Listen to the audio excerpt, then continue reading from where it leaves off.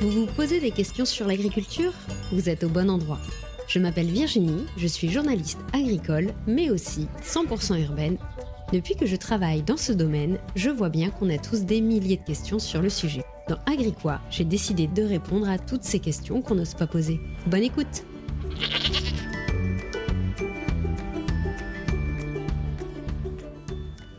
Bonjour tout le monde et bienvenue dans ce nouvel épisode du podcast Agriquois. Alors déjà, désolée pour l'absence des derniers mois qui n'étaient pas du tout prévus. En fait, j'ai tout simplement déménagé et prise dans le truc. Ma créativité est un peu partie et c'est en revoyant des sujets d'actualité au fur et à mesure que l'envie de refaire des épisodes est revenue. Et en plus, plusieurs d'entre vous m'ont proposé des questions, dont celle du jour. Et je vous remercie beaucoup de m'envoyer vos questions par mail. Donc n'hésitez pas, les épisodes vont reprendre. Si vous avez eu des questions depuis le temps que j'ai pas fait d'épisode, n'hésitez pas à me les envoyer à podcast.agriquois@gmail.com. Voilà. Alors, on attaque cette semaine avec le sujet proposé par Com. Merci beaucoup de m'avoir envoyé ta question qui est « Qu'est-ce que la permaculture ?» Et justement, je suis curieuse, avant de commencer l'épisode, si je vous dis permaculture, vous pensez à quoi ? Si vous pensez à des fermes sur de petites surfaces, souvent denses en production, c'est pas vraiment ça, la permaculture. Est-ce que vous avez pensé à plusieurs strates de culture sur plusieurs niveaux, genre avec les plantes en dessous, les arbres au-dessus ? Toujours pas, c'est pas ça la permaculture. Souvent, en fait, la permaculture, elle est représentée par la ferme du Bec et Loing, en France, et qui regroupe plusieurs concepts agricoles, et on va en parler dans cet épisode. Alors, quelle est la définition de la permaculture et comment est-elle représentée en France ? C'est le sujet de l'épisode du jour.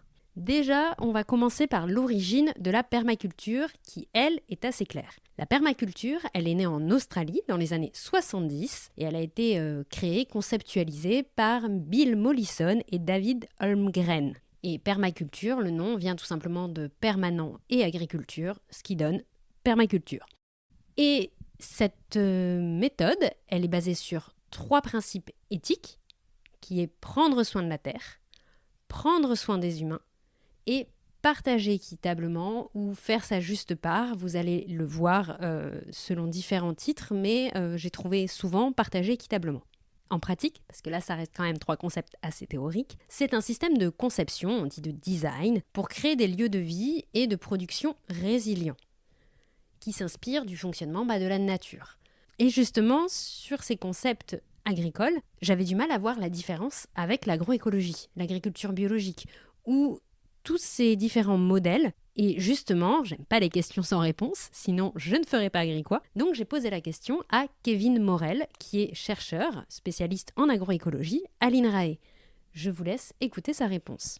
Pour moi, la clé qui permet de naviguer là-dedans, c'est comprendre historiquement d'où vient chaque mouvement et géographiquement d'où il vient. Pour vraiment caricaturer, la permaculture, ça naît à la fin des années post-68. Donc c'est plutôt des non-agricoles en Australie, dans des communautés qui s'interrogent sur le pic pétrolier, etc., qui disent, en gros, j'arrive sur une terre qui en fait est une terre, une prairie, un espace en Australie, un peu comme un pionnier, et je dois aménager mon espace pour essayer de vivre en autonomie, alors pas forcément en autarcie, mais en tout cas en autonomie. Mais je suis pas issu du milieu agricole et donc je ne sais pas trop comment m'y prendre. Et donc j'ai besoin d'une liste de grands principes qui disent, OK, il faut faire attention à ça, il faut déjà bien observer le site, qu'est-ce qui se passe, d'où vient le vent, où est l'eau, comment on fait ça, où est-ce qu'on met les choses. On a essayé de voir cette vision de l'espace, mais il n'y avait pas forcément une volonté économique et ça ne s'adressait pas forcément à des gens qui étaient issus du milieu agricole. Et d'ailleurs, le vocabulaire employé, ça a été conçu plutôt par des gens qui étaient quand même des universitaires, même si Mollison, il était autodidacte, etc. Et ils étaient des universitaires qui travaillaient dans tout ce qui était environmental design, donc éco-conception, conception environnementale. Et donc les principes qu'ils mettent en avant de design, les rétroactions, etc., c'est en fait, c'est beaucoup inspiré par les principes de l'écologie de cette époque-là et de l'éco-conception. Et à l'inverse, alors l'agroécologie, il y a plusieurs ramifications, donc je vais faire simple. Pour moi, l'agroécologie, en tout cas, la partie la plus intéressante, elle est plutôt en Amérique du Nord, au Mexique, en Amérique latine, où là, on va dire, c'est des chercheurs alarmés par les limites, on va dire, de l'agriculture industrielle qui voient se développer, les impacts environnementaux, les impacts sociaux. On voit qu'il y a des petits paysans qui ont des pratiques traditionnelles, qui sont vraiment de l'intelligence écologique, qui respectent le sol et qui sont là depuis des millénaires. Ils disent, waouh, mais en fait, ces pratiques, elles étaient certainement plus durables que l'agriculture industrielle et elles sont pas du tout étudiées. Elles sont même à l'époque discréditées par la science, etc. Et donc, l'agroécologie, c'est des chercheurs qui vont travailler avec eux aussi pour légitimer leur savoir traditionnel. Et en fait, dans cette agroécologie-là, il y a une dimension politique très forte au départ. Il y a la notion de système alimentaire, de justice, de démocratie. Donc, il y a vraiment une dimension politique et systémique qui est très globale. Et là où la permaculture, on est plus dans, on va faire notre petit truc en autarcie entre nous. Et donc, si je m'arrête là, du coup, c'est quoi la différence entre permaculture et agroécologie? Bah, c'est vrai que si on dit, bah, tiens, sur une ferme, concrètement, ça va être quoi les différences? En fait, entre les deux, pour un agriculteur, c'est assez proche parce que quand on regarde la permaculture, elle a ses grands principes. Mais quand on regarde concrètement les pistes qu'elle donne de propositions, bah c'est inspiré des pratiques traditionnelles, c'est travailler avec la nature. Sur beaucoup de principes, ça va rejoindre l'agroécologie. Et l'agriculture biologique, bah, en fait, c'est encore une troisième histoire en Europe. Et là, c'est quand même aussi une critique de l'agriculture chimique, etc. Et c'est comment on remet de l'organique, comment on remet du vivant. Donc finalement, on en revient un peu à en fait, comment on retravaille aussi avec le vivant. Donc c'est normal que dans les principes, il y ait des choses qui se fassent écho, quoi. Mais c'est vrai que l'agriculture, du coup, biologique, elle, c'est plutôt adressée directement à des agriculteurs, l'agroécologie aussi, alors que la permaculture, à la base, c'est pas les agriculteurs. Et c'est pour ça que des fois, il y a des tensions entre ces mondes, que c'est pas les mêmes mots, c'est pas les mêmes histoires. Donc après, ça n'empêche pas qu'il y ait des agriculteurs, vraiment agriculteurs, qui aient été inspirés par la permaculture, qu'on trouvait que c'était intéressant et qui, après, récupèrent ce mot. Mais à la base, voilà, c'est un peu ça, des limitations, quoi.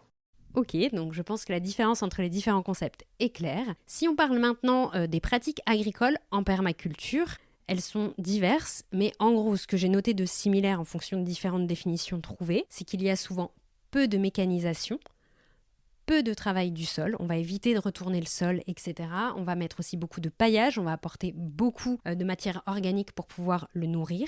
Et vous allez avoir le fait de planter une diversité de plantes, d'espèces, etc. Et tout ça dans l'objectif de favoriser l'autonomie au final. Mais souvent, la permaculture, c'est comme je le disais dans l'introduction, elle est souvent associée à deux choses. Beaucoup en maraîchage, donc la culture de fruits et de légumes, et souvent sur de petites surfaces.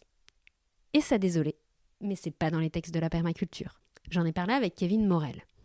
À la base, si on prend vraiment le démarrage de la permaculture, qui est de dire il faut vivre sur un lieu, l'idée c'est de produire toute son alimentation. Dans les textes fondateurs de la permaculture, il y a beaucoup d'élevage, il y a une place importante accordée aux arbres fruitiers. Et donc dans la permaculture, au départ, pour couvrir les besoins caloriques, il y a un grand travail sur des tubercules de plantes pérennes ou tous des arbres qui vont faire des noix, qui vont être hautement énergétiques pour du coup avoir une alimentation, une production d'énergie qui soit plutôt basée sur des plantes pérennes que sur des céréales. Ça, c'est la théorie.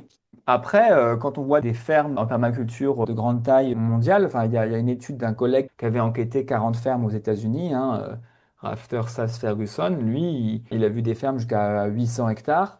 Ils vont penser l'espace globalement avec des zones de biodiversité, avec des arbres, avec une circulation de l'eau aussi dans l'espace. Et donc, il y a des initiatives où on parle de permaculture aussi pour des fermes qui ont d'autres échelles, mais effectivement, c'est pas très fréquent. Alors, les strates, ce truc des strates, effectivement, c'est quelque chose qu'on trouve en fait, dans l'agroécologie et dans la permaculture. En fait, c'est plutôt le modèle, on va dire, de forêt-jardin, de forêt créole, qui se dit que dans les milieux traditionnels, tropicaux, on a souvent ces différentes strates pour optimiser l'usage des ressources. Et donc, la permaculture en parle comme une espèce d'idéal, quoi. Mais dans l'agroécologie, dans certains contextes, on en parle aussi.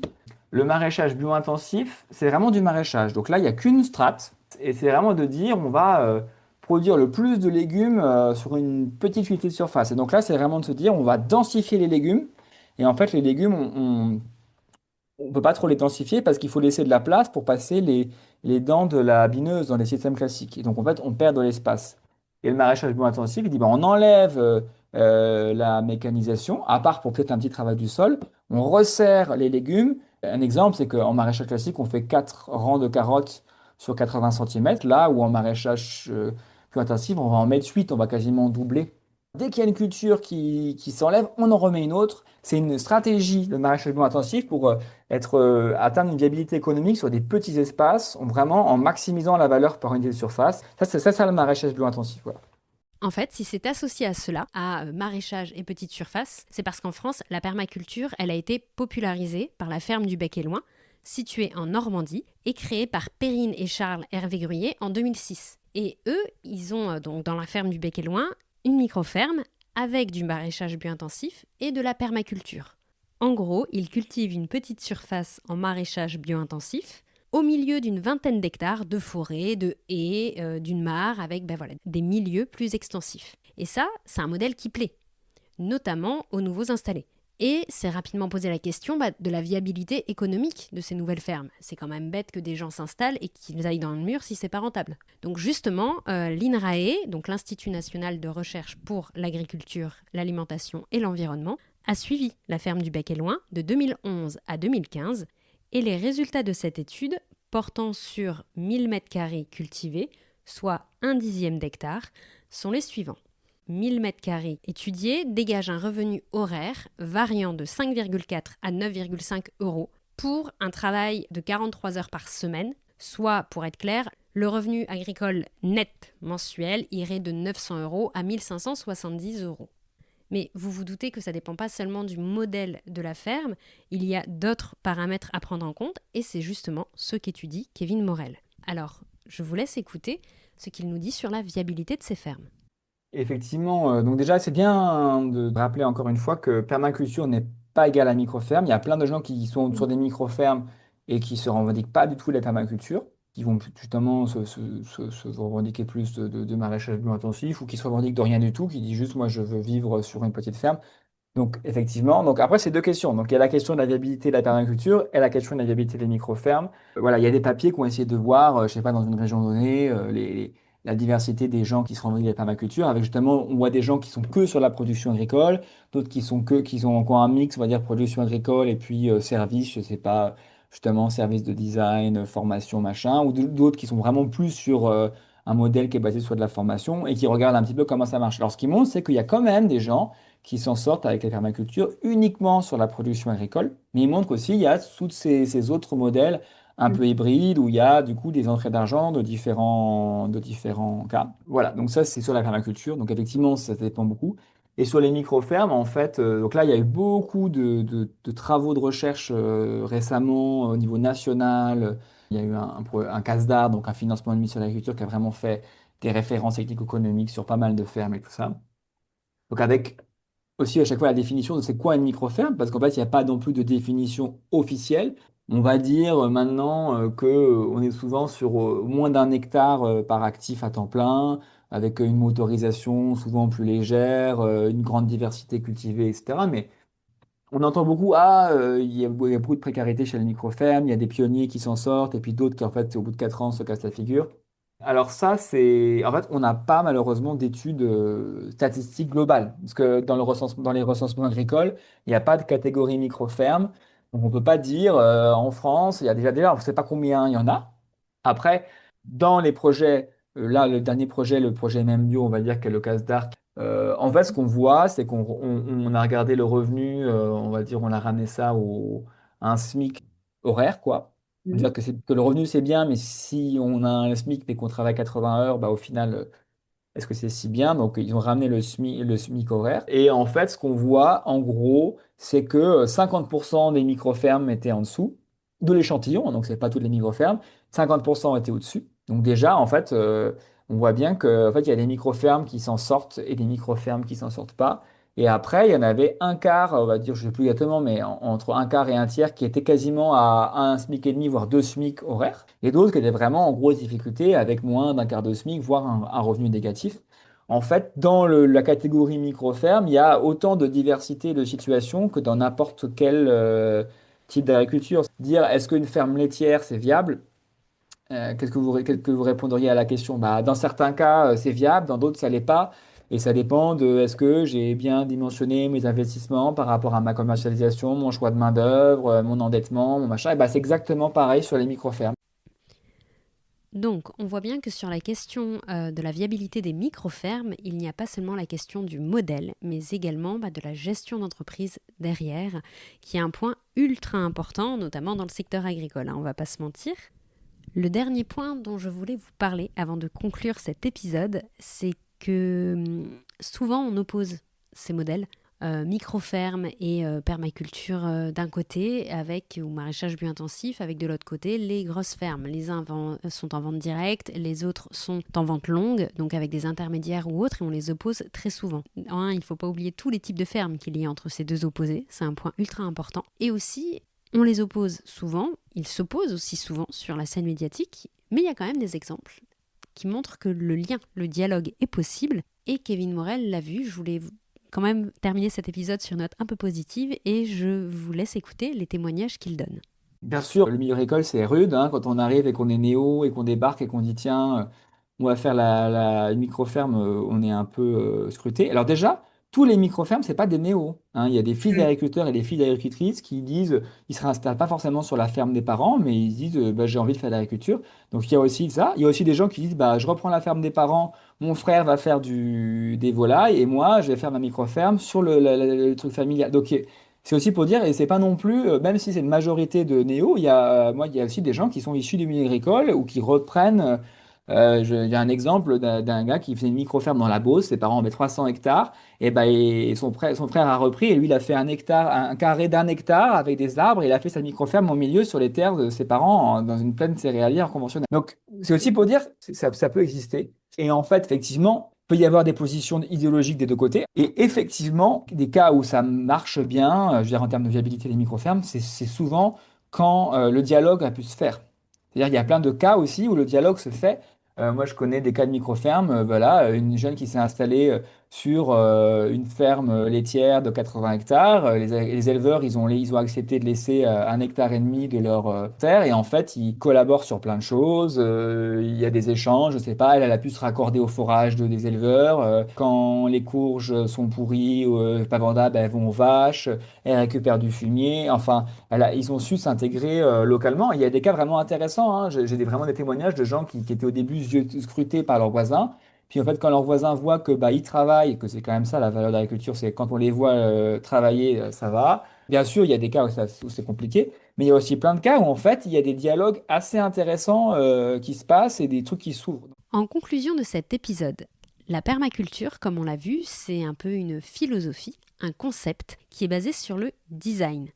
Elle est définie avec des zonages, donc avec certaines zones de la ferme, pour pouvoir construire un modèle de ferme. Au milieu de tout ça, il y a bien sûr des pratiques agricoles qui se greffent dessus, mais on voit que la permaculture, en fait, elle n'est pas définie directement par la taille d'une ferme, par un type de production, ni avec des pratiques agricoles très précises. En France, elle est souvent associée aux micro-fermes et au maraîchage bio-intensif, qui, comme on l'a vu dans cet épisode, sont des choses différentes. Donc, petit tips, n'hésitez pas à demander quand vous voyez quelqu'un qui se revendique de la permaculture exactement ce qu'il entend par là ou de quel modèle de ferme il se revendique. C'est toujours intéressant d'ouvrir le débat. Et le dernier point dont je voulais vous parler, c'est que la permaculture et les micro-fermes, on a bien vu que c'était différent, mais je conclue quand même dessus, séduit de plus en plus de nouveaux installés. Et l'important, c'est d'accompagner et de comprendre cette envie des nouveaux installés et d'essayer d'améliorer le dialogue, en fait, que ce soit entre agriculteurs déjà installés depuis longtemps et ces nouveaux installés, aussi avec nous consommateurs, de savoir un peu se situer au milieu de tous ces nouveaux modèles, dans l'objectif de mettre en place en fait une transition des modèles agricoles qui soit saine, je l'espère, et sans rejeter personne. Voilà, c'est la fin de cet épisode. J'espère qu'il vous a plu et n'hésitez pas à me dire ce que vous en pensez dans les commentaires, que ce soit sur YouTube, sur Spotify ou sur Apple Podcast. Voilà, merci beaucoup et bonne journée à vous.